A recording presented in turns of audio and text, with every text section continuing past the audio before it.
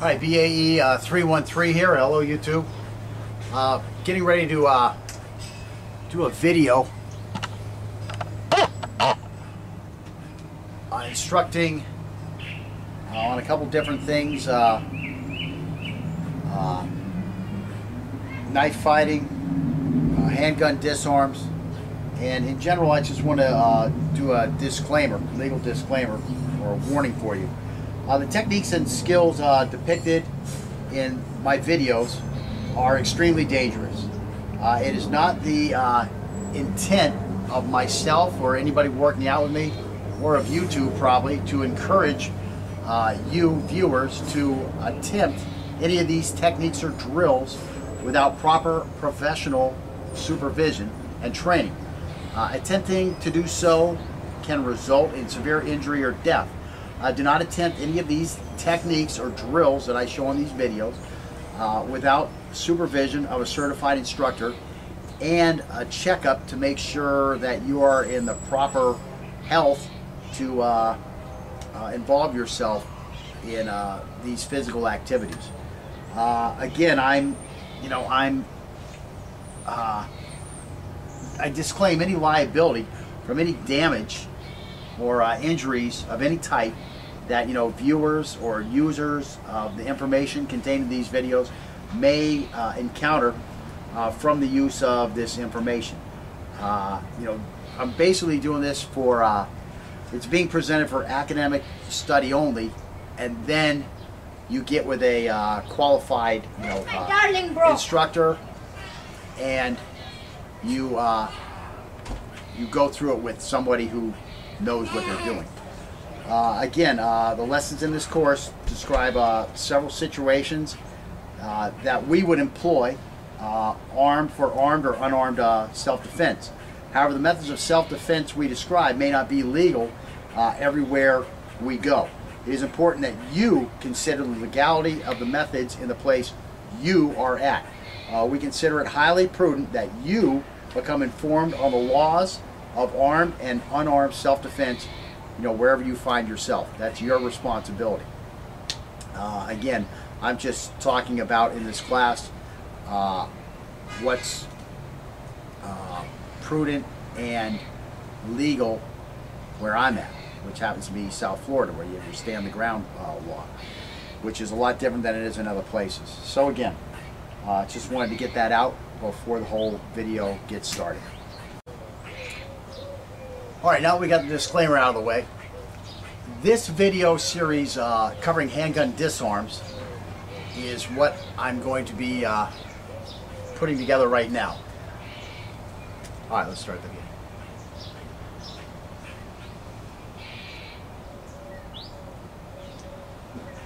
Okay, this is a video series covering handgun disarms. This is in response to the often incorrectly portrayed handgun disarms that permeate YouTube and thousands of martial arts schools. Over the past few years, I have chastised several video makers over their lack of knowledge and just poor techniques. Fortunately, several of them have removed their videos. The handgun disarm video footage that we're going to show you here was recorded while I was working with a student that I was teaching a handgun firing course to. The student is a beginner and has done very little martial art training above a beginner level. I take my handgun students through a few hours of handgun disarm training because they own a weapon and could one day face an intruder in their home who has come in possession of their weapon. Since it is my opinion that this is the third worst thing that can happen as a result of your owning a handgun, would be becoming a victim of a crime where your own weapon is used against you, I think I should teach you an option to avoid such situation. That's why I put in the course. In my opinion, the worst thing that could happen as a result of your owning a handgun would be the death of a loved one due to negligent handling of your weapon. While the second worst thing would be your failure to deploy your weapon in a situation where it should have and could have been deployed.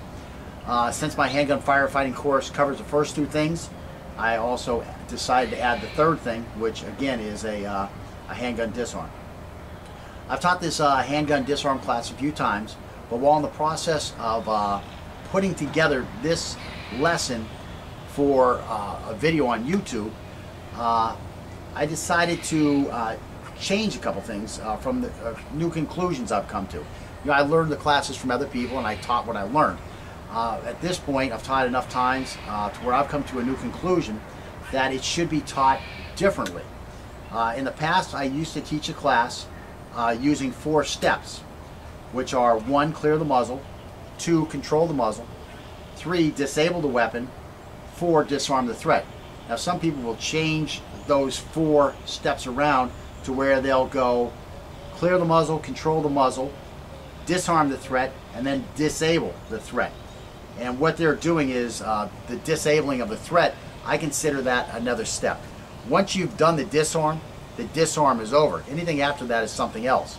So I don't agree 100% with the 4 steps being shown in that way, but typically the people who teach using those 4 steps do have valid techniques.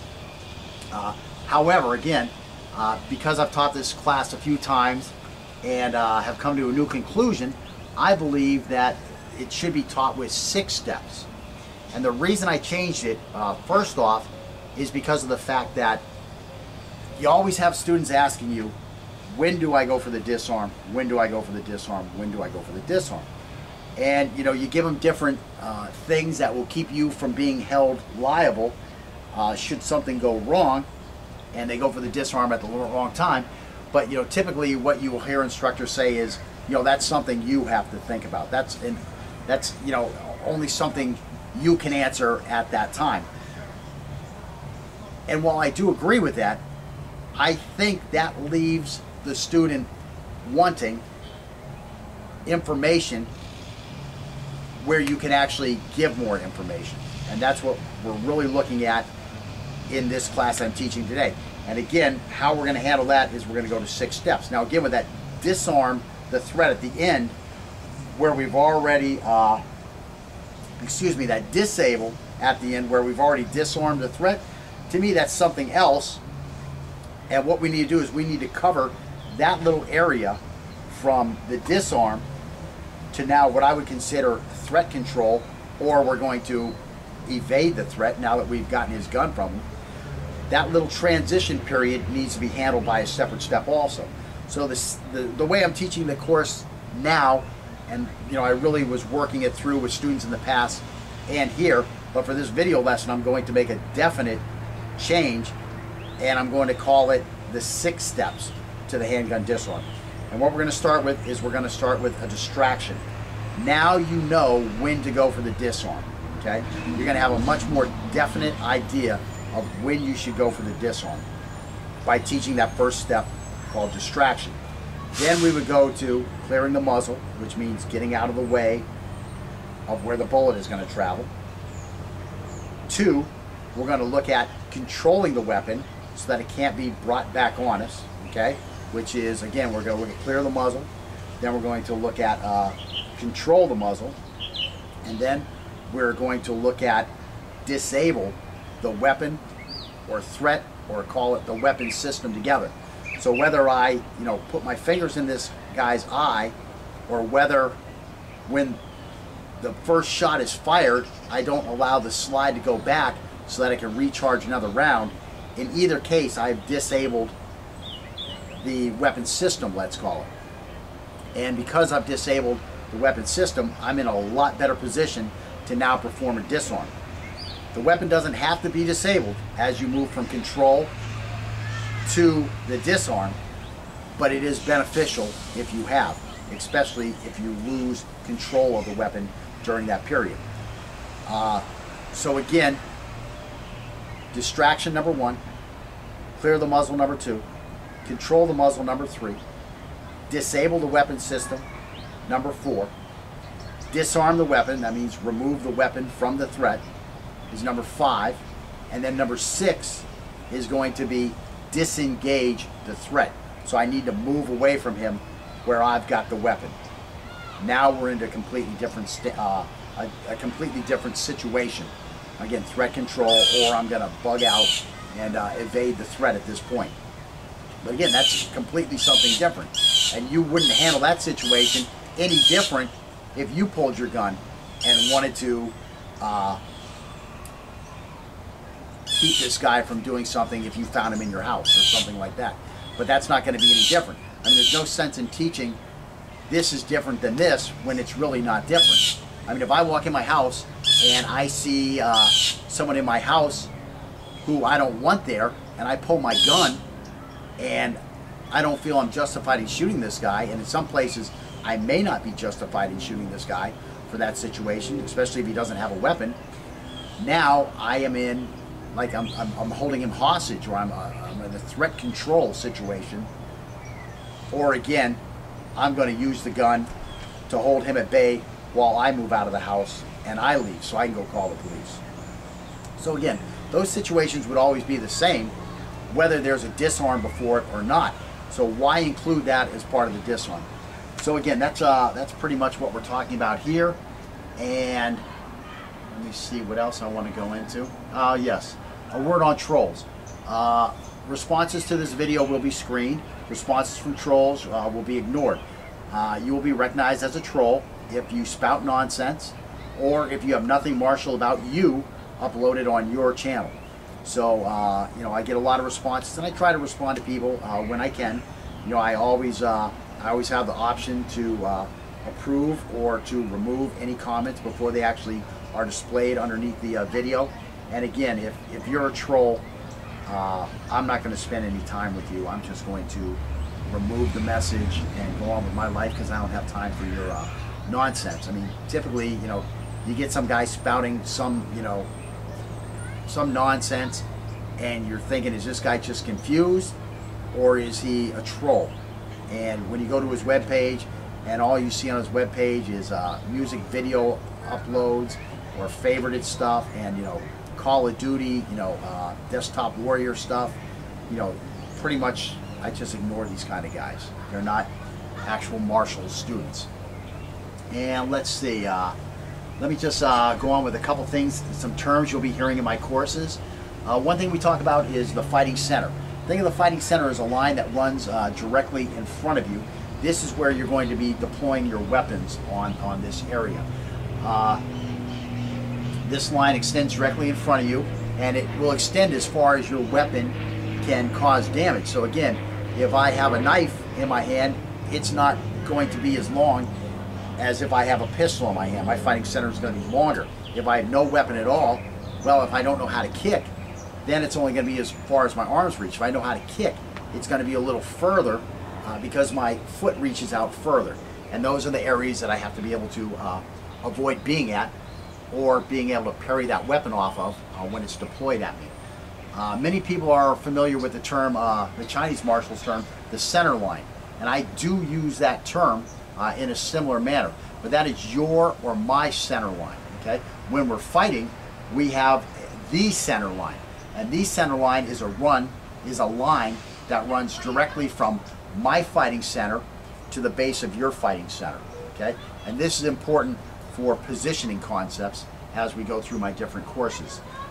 They're always the same. If you're fighting two people, then there's going to be two center lines. You know, there could be this guy here, and there could be this guy off over here. So now there's two center lines. This is the center line that we're fighting on. This is the center line that we may be fighting on over here. So that's an important thing, because you want to control that center line by keeping your fighting center on that center line and keeping his fighting center off of that center line. So you want to get the center line over here to where he's going to be most likely to want to deploy his weapons this way. And if you're over here, now you've got him flanked, and in a flanked situation, again, his fighting center is not on the center line because you're over here. And what you want to do is you want to have your fighting center still on the center line. So that's a huge advantage if you can control the center line. The other thing we do is we have a term called the line of attack. And this is where, sometimes I call it the angle of attack also. And this is where the weapon employed is going. So again, weapons employed on our fighting center are usually the most effective and easiest to employ. In general, the further the line of attack is away from the fighting center, the less effective the attack will be, unless we're highly skilled attackers, combatants. And this would be in the case of, you know, most martial artists know how to throw a side kick. So you've become skilled at something, so now you have an effective weapon that is off the center line, off of your fighting center, which again helps you control the center line when you're fighting center as an offense. I know these are kind of confusing technique terms if you haven't quite heard them, but these are very important in the philosophy or the strategy of winning a combative event. So let's see. An example again would be a side kick or even a back kick, and usually a line of attack should be on the center line in order to make contact with our enemy. So again, even if you're fighting center is off the center line, if you can now get an angle of attack on the center line, that's going to help you be more effective in a situation where you might not be effective if you're an unskilled combatant. Circular attacks are an exception. However, most circular attacks travel back on line with your fighting center and the center line at the point of contact. An example, of course, would be a round kick or like a hooking punch. You know, it's going to start out over here. So if the guy's in front of me, here's our center line, here's my fighting center, but by the time I make contact, I'm back in line with all those things. And let's see, also a round, I think I said a round kick, you know, spinning kicks, that type of stuff. If you keep things simple, you'll have the greatest chance of making contact with your attack. This would be by keeping your fighting center and your line of attack on the center line while your opponent's fighting center is not on the center line. So again, flanking or taking the rear is the most effective way to employ these things. And then you need footwork to get there. So we'll talk about that when we're in the course. We always talk about some footwork. In general, if you control the center line with footwork that keeps your fighting center on the center line and your opponent's fighting center off the center line, you will have the greatest chance to prevail. Okay, now let's talk about the basics of handgun disarms. First, this is an exciting subject that every new martial arts student loves to show his friends and family. Second, the odds are that you will never be in this circumstance. Third, we must follow 6 steps in sequence if we want to consistently be successful in deploying this defense. Again, those 6 steps are: distract the threat, clear the muzzle, control the muzzle, disable the weapon, disarm the threat, and disengage the threat. And again, as I talked about earlier, my steps differ a little bit from what is generally accepted by knowledgeable and reputable instructors. And I think that you will be interested in my angle on the handgun disarms.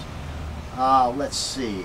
And in this video, we will now move on to looking at the first and second steps, which are distract the threat and clear the muzzle. Another thing I want to talk about is that we do use airsoft for force-on-force drills during our classes. We do a lot of force-on-force during the handgun course, which this particular lesson that I'm teaching is a part of the handgun lesson course. And we also do it during our hand-to-hand and during our knife class when we look at employing hand-to-hand versus a weapon. Again, we look at the disarm again in that class. And we also look at some knife versus gun scenarios during my knife class. And the reason we use the airsoft is because we have a lot of experience with weapons and with air guns that goes back several decades. And we are familiar with the terminal ballistics of air guns. That's why we use them. We have experience, okay? When I was a kid, you know, I had my little Red Ryder. When I was, 10 or 12 years old, I got a Red Ryder. And with a short amount of time, I was using it inappropriately, which means I was shooting my brothers with it. And of course, they were shooting me with theirs. And, you know, we were lucky nobody lost an eye because, you know, we were ignorant about several safety features and about terminal ballistics and that type of stuff. But, you know, we would wear ski mask, goggles, and you know, nobody got hurt seriously. So we were lucky, but, you know, we picked up experience from that. I advise that you don't do that. I do not condone the use of air guns for force-on-force drills by others. You know, we recommend that you only use any weapon as a toy in a manner consistent with the manufacturer's recommendations, and thus we won't be held responsible for any negative outcomes your usage results in. The reason we continue to use a weapon in this manner is solely for experimentation. If someone else was making the information available that we have garnered from our use, we probably would not need to use the weapons in this manner. Let our use be all the experimentation and information you need. Always be safe and follow the manufacturer's guidelines in using any weapon. We use air guns for force on force, so you don't have to. On the other hand, force on force is becoming more popular, and if you are going to use force on force with air guns, always seek out knowledgeable and properly prepared facilities and instructors to use that in. Okay, so step one. Step one